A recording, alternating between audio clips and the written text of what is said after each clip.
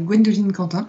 Actuellement, je travaille chez EDF Renouvelables en charge d'un lot. Alors un lot, c'est un sous-projet d'une partie d'un champ d'éoliennes offshore.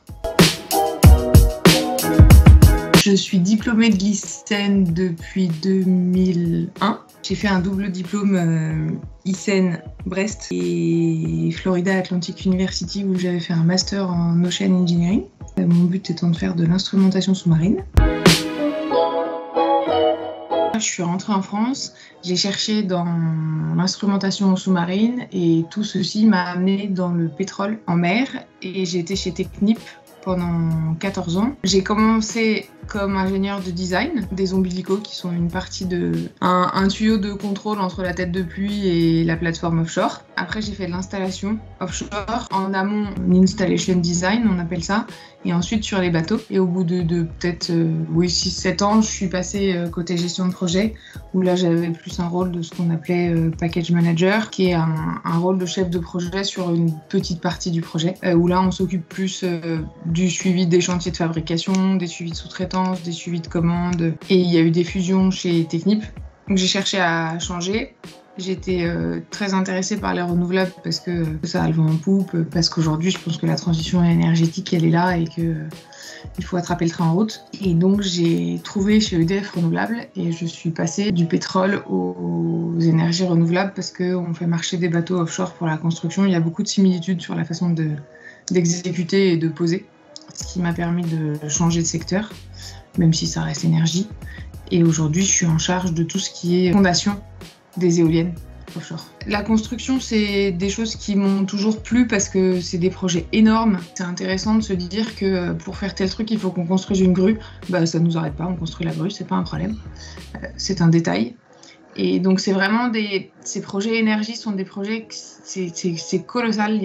Il faut en fait construire tout ce qui va nous permettre de construire et de passer par le technique ingénierie de design avant d'être gestion de projet. Et en tant que gestion de projet, on comprend beaucoup mieux les problèmes des ingénieurs, on est beaucoup plus crédible et on va beaucoup plus vite pour trouver des problèmes parce que quand on a fait que de la gestion de projet, c'est difficile de discuter avec un ingénieur de la technique et de réussir à se faire une bonne opinion sur quelle est la bonne raison du dessous du problème. Donc, pour moi, les meilleurs chefs de projet sont ceux qui sont passés par la technique et qui ont cette curiosité intellectuelle, technique, qui va leur faire comprendre les problèmes de soudure, les problèmes de peinture, les problèmes de fatigue dans les structures ou des choses comme ça, quoi.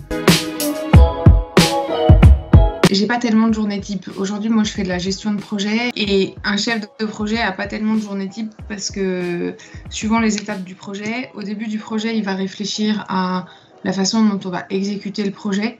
Donc on a beaucoup de sessions de travail avec le planning, avec la sous-traitance pour définir le meilleur plan d'exécution. On va construire différents scénarios. Suivant les réunions spécifiques qu'on peut avoir, la journée elle va pas être type. Une journée sans réunion c'est très rare. Donc on a quand même pas mal de réunions, même si le monde de l'entreprise essaye aujourd'hui de rationaliser les réunions. Si on est pendant la construction, tous les matins on va avoir une conf call avec les bateaux qui sont en train de construire offshore pour voir un peu où ils en sont.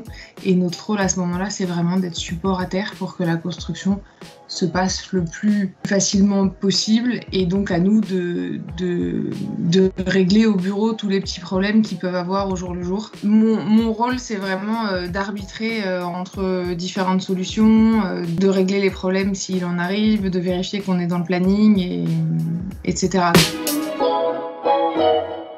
Dans mon souvenir, il y avait une très bonne ambiance, on s'entendait tous bien, les profs étaient sympas, on avait des beaux projets. C'est des études qui pour moi étaient très épanouissantes et cette opportunité d'avoir pu faire 3 ans en Floride à la fin était vraiment super. Avec le recul, je fais plus du tout ni d'électronique ni de numérique, ça c'est sûr.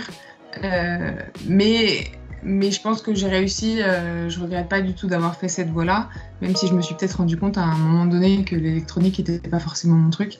J'ai quand même commencé dans les systèmes de sonar et les systèmes de positionnement, mais ça m'a donné une ouverture d'esprit qui m'a permis de faire ce que j'aime et qui m'a permis de m'adapter dans une entreprise qui m'intéressait.